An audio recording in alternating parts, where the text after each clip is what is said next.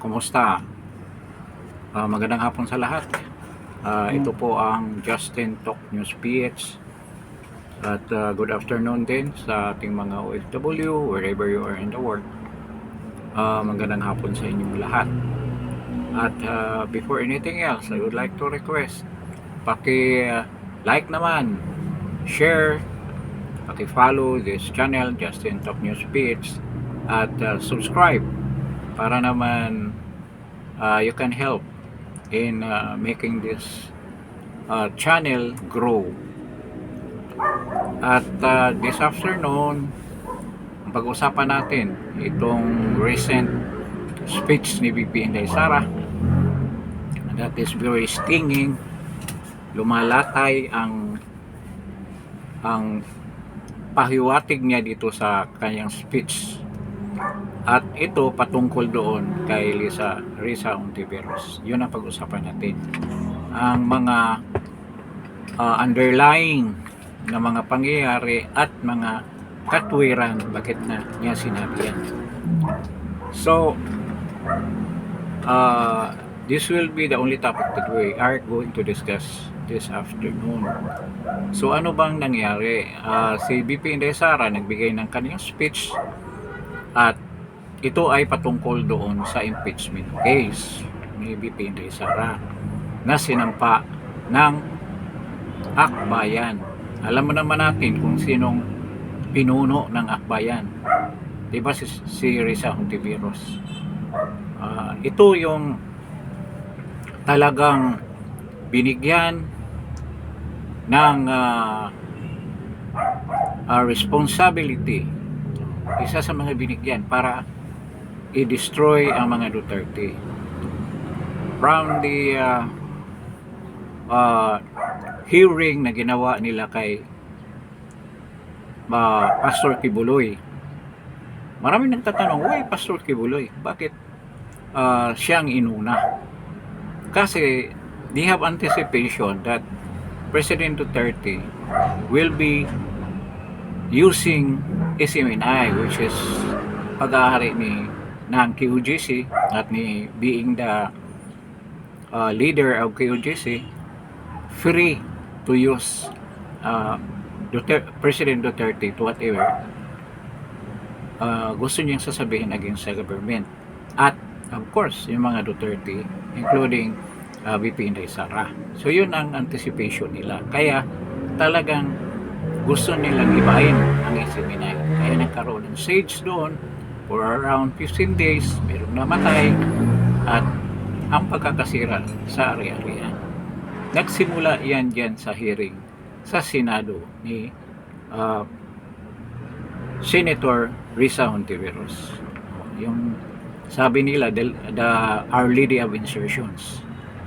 So maraming iskandalo na nagpaloob doon sa hearing na yan, kasi later on yung isa sa mga witnesses nila, who is Michael Murillo, ay nagsasalita na binayaran siya ng 1 milyon para mag-testify against Pastor Kibuloy at sisirain yung image ng KOJC.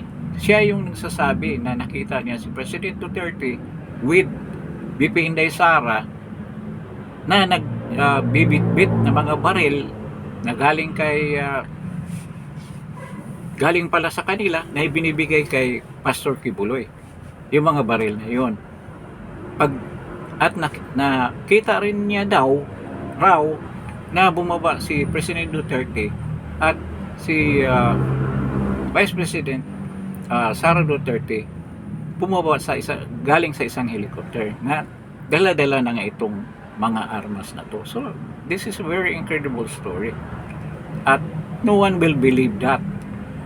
Kaya doon na lang sa mga testimony niya, talagang klarong-klaro na scripted, at walang ibang gumagawa daw noon ay yung kampo ni Senator Risa Hontiveros. At may isa pa siyang sinasabi na meron daw mansion si Pastor Kibuloy doon sa taas ng Glory Mountain, na hindi naman totoo. wala namang mention si Pastor Kibuloy doon. So marami siyang kasinungalingan na sinabi. At later on, ito ay pinasabalian niya sa pamamagitan ng isang video na nagba-viral pa nga na si Risa Hontiveros ang nag-utos sa kanya para magsinungaling dahil binigyan siya ng pabuya na 1 milyon at bawat mga aligasyon niya na sinasaad niya doon sa trial ng Senado, sa hearing ng Senado, ay dinagdagan pa ng mga incentive. So yun ang sinabi niya. At nagpatotoo rin siya dito sa kanyang revelation na naging viral na hindi lang si Risa Hontiveros, kung magmi-meeting sila, doon nila planuhin kung paanong gagawin nila para masira hindi lang si Pastor Kibuloy kung hindi ang mga Dutertes. So doon nila pinaplano at nakita niya ang presence ni Anton Lagdamon niyan na yun ang executive secretary ni PBBM. So at marami pa dong taga Department of Justice na kasama nila sa meeting. Doon nagpapatunay na ang administrasyon ni PBBM ay gumagamit ng whole of the government approach. Lahat ng mga ahensya ng gobyerno nagtulong-tulong para sirain ang mga Duterte, lalo na si VP Inday Sara. So ito naman ang dahilan kung saan nag-file ng demanda si Senator Risa Hontiveros doon sa mga taong nagpakalat daw ng video na yan. At just a couple of days ago, nagbigay ng desisyon ang DOJ na yan ay walang basihan na para sa isang kaso ng cyber libel.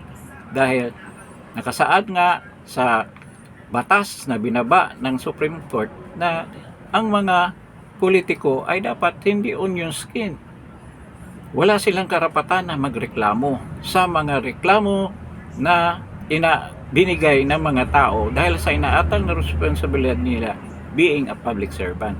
So they are ready to accept criticism. At ito ay hindi cyber libel. Kaya doon sa decision ng DOJ, mga piskal ng DOJ, na there is no crime, na nakikita nila doon sa mga pag-share o pagsalita ni na Attorney Topacio, Jason Sar, Eric Siles, si Kiki Chu at si Tio Moreno ay napawalang sala doon sa desisyon ng DOJ. So yan ang istorya dyan. Ngayon, sinabi ni VP Inday Sara na itong lahat na pinaplano nila para sirain siya at naging rehash issue na nga dahil yun din ang the same impeachment case na sinubmit nila dyan sa Kongreso para pagdesisyonan ng Kongreso whether it's an impeachable offense or not, which I think will still be not in favor of VP Sara kasi magiging impeachable offense yan irregardless kung walang basihan. They don't care about that. Talagang tuluyan na lang ma-impeach si VP Inday Sara dahil ang direktiba sa kanila ni BBM is to convict her and mawala na siya sa eksena sa 2028 election. That is their ultimate goal. Yun lang kasimple. So ito si Risa Hontiveros, isa sa mga ginamit nila para dyan sa pagsira kay VP Inday Sara. At may ulterior motive din si Risa Hontiveros sa sinabi ni VP Inday Sara doon sa kanyang speech na meron siyang intensyon na tatakbo. Kaya ang kanyang party list na nandoon si Natinio, may isang babae na yung kulot ng buhok, si Manuel kasama sa kabataan niya si Manuel, sila ang nagsampa ng impeachment complaint against VP Inday Sara. Kitang-kita.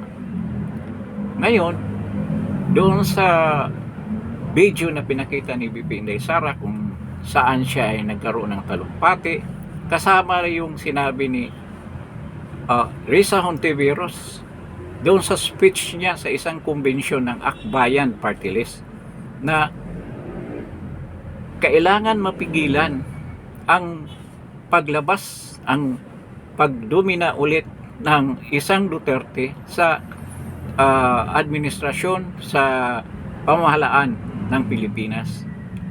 It is a clear and present danger dahil nandyan daw si VP Inday Sara.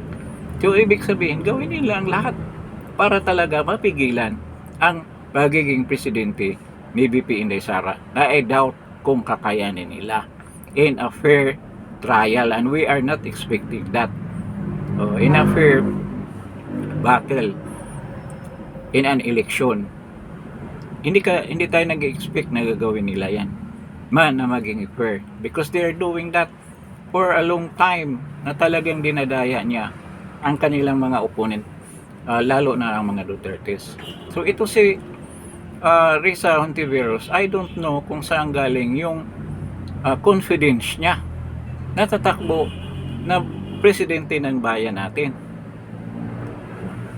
Yan ang una niyang sinabi noon, na nakakahiya daw na to negate o ayawan ang claymore ng taong bayan na siya ay tatakbo na presidente nating bansa. Yan daw ang kagustuhan ng mga tao, kaya na mapipilitan daw siya tumakbo as president sa 2028. Sino ba itong sinabi mo mga taong bayan na to?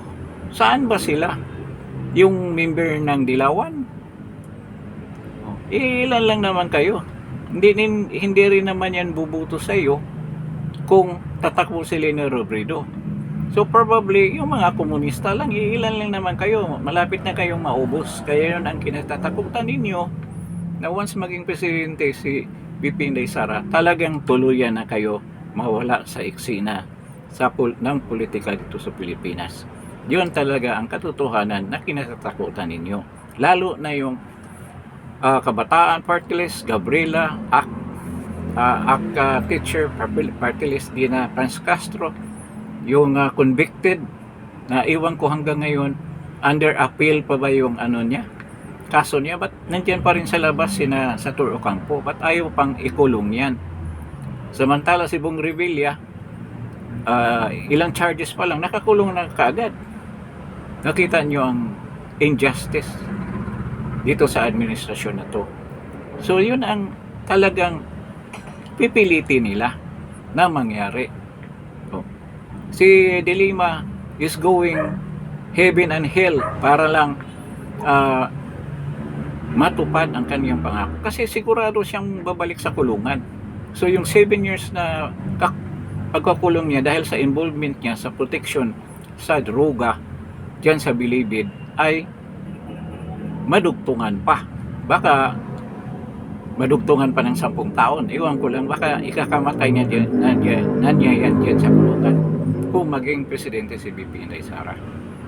Kasi yung mga judges na nag-roll out na siya ay palabasin, this time, kung hindi yan mapapalitan, mapupunta yan sa ibang sala para doon ayusin kung ano pa talagang tamang hustisya na dapat makamtan ng taong bayan diyan sa mga paglabag ni Leila de Lima, diyan sa pagprotekta ng mga drug lord, drug syndicate sa loob ng Bilibid.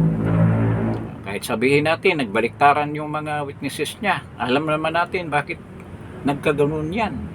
O kumikilos yung pera. So ito ngayon, yung akbayan, nabubuking natin kung sino ba sila, sina Ridon, sina Sara Ilago, na member ng Gabriela. Iisa lang yung mga yan. Wala silang ibang intensyon na mawala ang mga Duterte. Kasi mababalik na naman yung NTF-ELCAC kung saan si Ka Eric ay nanggagaling at saka si Loren Padoy. So, kung maibalik yan, delikado na tuluyang mabura na ang kanilang kilusan na almost 56 years na nanggugulo sa ating bayan. So ito si Risa Hontiveros, kahit sabihin natin na humiwalay na sila sa komunistang NPA, komunista pa rin yung mga yan. Ganyan parang ang mentalidad na yan ng mga yan. At hanggang ngayon may alliance pa sila sa grupo na iniwan ni Juma Sison. So si Risa Hontiveros, napaka-ambisyosong tao. Sinasabi na niya na wala siyang insertion, lumabas na may 4 billion insertion pala siya doon sa interview niya na binubunyag ni Katunying na hindi niya madiretsong pagsabot. May other terms siya sa insertion, pinag-iba lang, pero naprubahan natin na pareho lang pala ang ibig sabihin noon. Kaya talagang susunod si Risa Hontiveros kung anong sabihin ng kanyang idolo, no? O kanyang sinusunod na nag-handle sa kanya. Walang iba kung hindi si BBM. So sa sinabi ni BP Inday Sara, dapat maging aware tayo as part of the groups na nagsuporta kay BP Inday Sara. Hindi pa alam natin sa ating mga kasamahan kung sino ba ito si Risa Hontiveros. At hindi naman tayo natatakot sa kanya na tatakbo. Mabuti pa nga tumakbo siya, pero kasi sa pagtakbo niya may magsusuporta sa kanya o magbibigay ng mga donations. Yan ang habol nila eh. They are not thinking of winning. Hindi nila iniisip na mananalo. Pero once na lalabas siya, maraming mga international civil rights group na linululoko nila na magbibigay ng malaking halaga sa kanila para sa kanilang kampanya. Tulad ng National Endowment for Democracy na yun ang nagsusuporta din ng Rappler. Siguradong susuportahan din sila. So magkaroon sila ng pundo. Kahit alam niyang matatalo siya, talagang tatakbo pa rin siyang presidente. So para makaipon para doon sa party list nila, para sa patuloy nilang panggulo sa ating pamahalaan.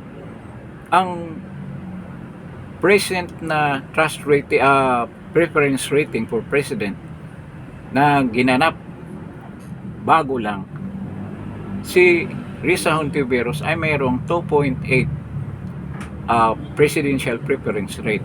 2.8. Sabagay, mataas siya ni Tambaluslos. Kasi si Tambaluslos around 2.5. At ngayon, pinagmamalaki nila na tumaas na rin yung preference rate ni Risa Hontiveros, nagiging 3% na.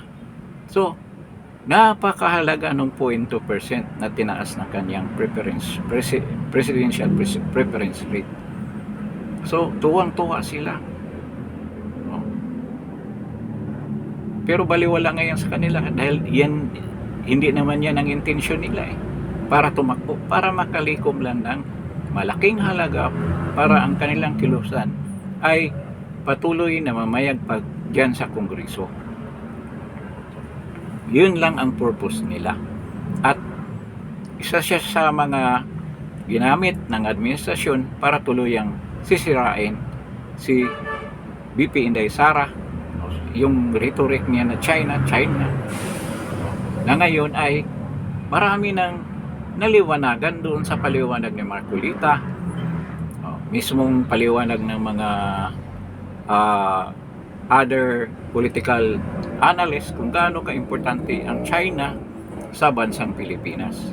At isa sa mga nakaka-intriga at nakakatawang pangyayari yung paglapit kay BBM sa government of China, ang bangko ng China na AIIB, Investment Bank ng China, para mangutang ng 2.8 billion US dollars.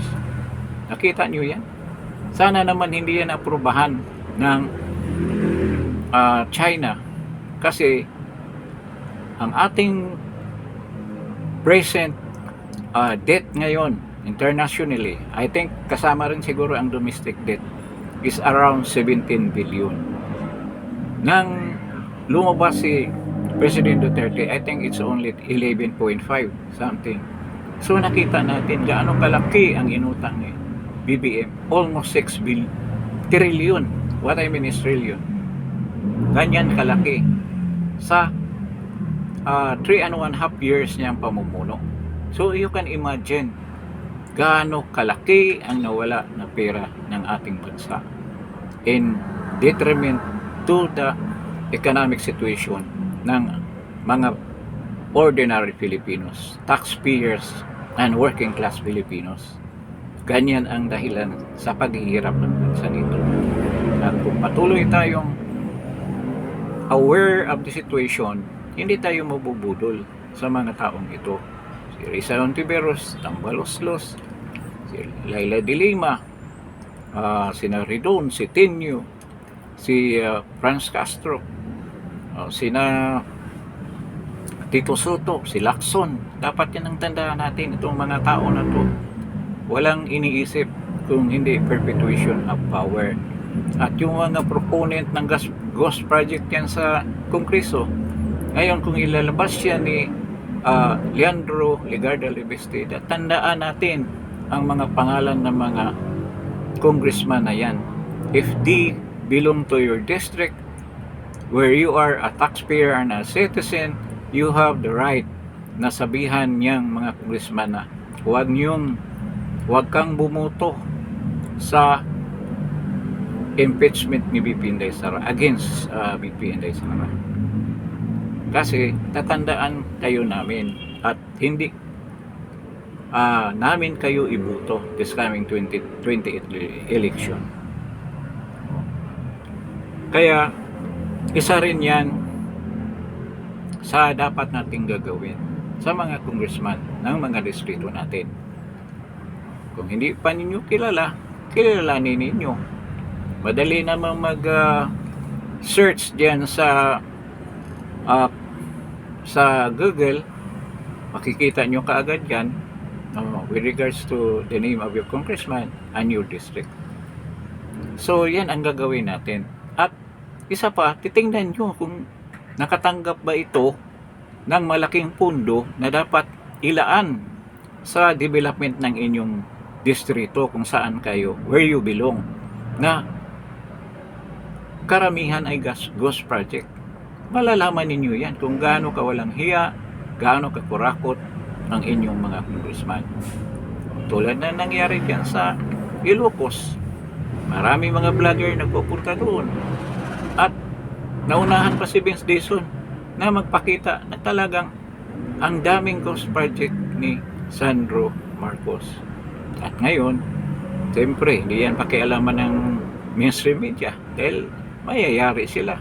Nasa payroll sila ng pamahalaan, kaya hindi nila pwedeng kalabanin ang administrasyon. The hand that feeds you, hindi mo pwede kagatin. Diba? Yan ang nangyari sa mainstream media natin.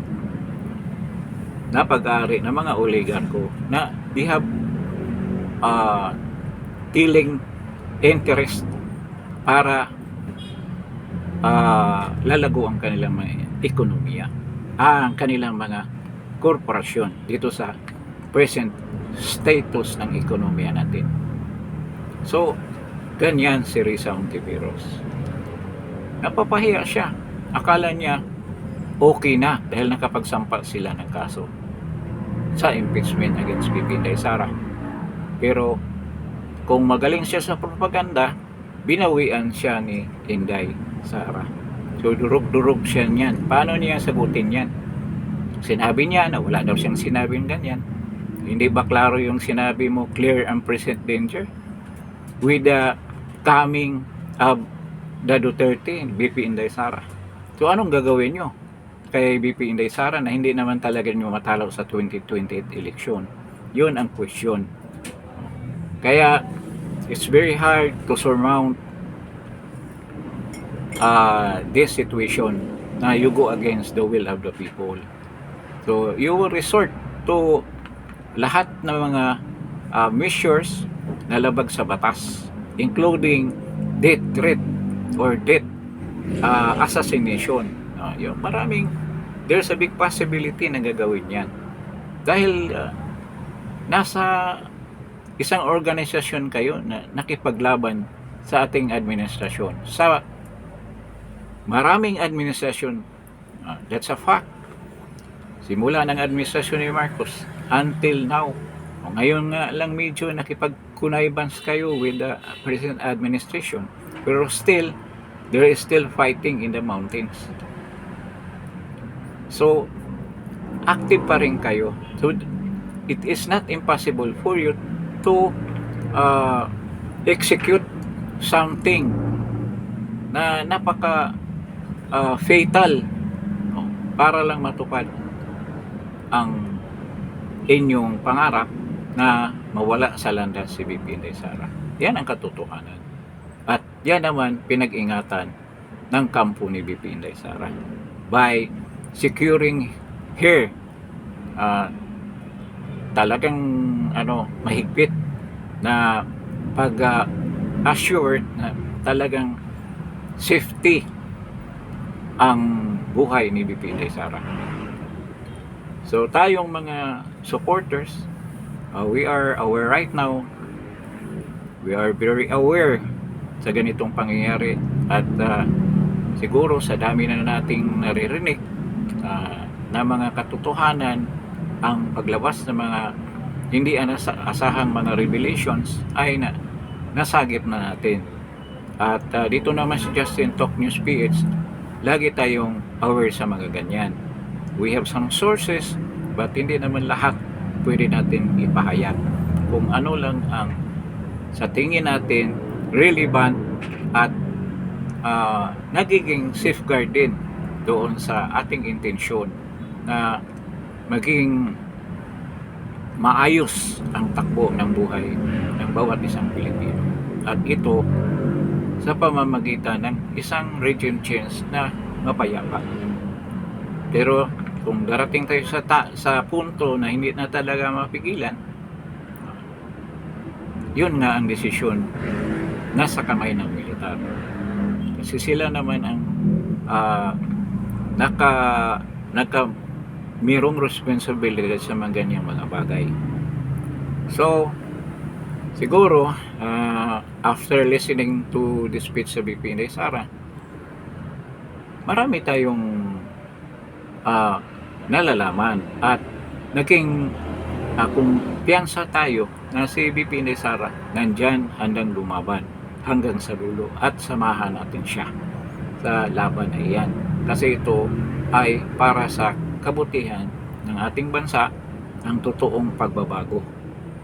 Kahit na sabi nila medyo mahirap ang dadaanan ni VP Inday Sara kung sakali man magiging matupad ang ating pangarap na siya ay magiging presidente sa 2028, pero okay na lang yan kung sama-sama tayong magsasuffer from the destruction at mayhem na binigay ng administrasyon na to. Ang sobrang korupsyon, ang pagnanakaw, ang kawalang hiyaang mga ginagawa sa paglabag ng batas, ang hustisya ng ating bansa, ang pagbinta ng ating soberenya sa bansang mga dayuhan. Kailangan ilagay natin sa puso na kapag matapos na itong rehimen na to, magkakaisa tayo na ibangon ulit sa totoong pagbabangon para tayo ay umasinso naman at gaganda ang buhay, hindi lang tayo at kasama or para sa ating mga salinlahi at future generations. So yun lang ang intention natin. At dito sa Justin Talk News page, wala tayong ibang intensyon, ay para protektahan ang ating demokrasya at itaguyod ang tamang hustisya, ang pagpairal ng tamang hustisya para sa lahat, at ang pagmamahal sa bayan natin, ang pagprotekta ng ating right, especially the right to express yourself, the right of free speech, is very important in democracy. So yun ang ginagawa natin dito. So maraming salamat sa mga dumalo. So, dito sa Justin Talk News page. I hope before you leave, like, share, follow, and subscribe to this channel so that you can help in making this channel grow as a community who loves democracy and protector of freedom. So maraming salamat, at kung saan man kayo sa mundo, magandang araw sa inyo, at God bless. Salamat po.